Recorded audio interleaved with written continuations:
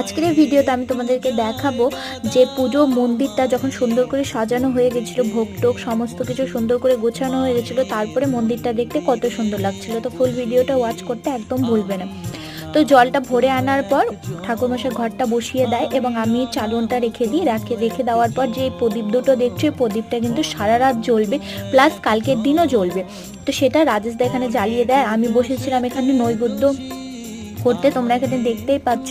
তো নৈবেদ্য করার পর এখানে টোটালটাই সুন্দর করে গোছানো হয়ে গেছে। আর এক কথায় বলতে গেলে এটাই কিন্তু ফাইনাল লুক, মানে পুরো মন্দিরটা একদম ভোগে, প্রসাদে, নৈবেদ্যতে, তারপরে আরও যে সমস্ত ভোগে সমস্ত কিছুতে একদম ভরে গেছিলো।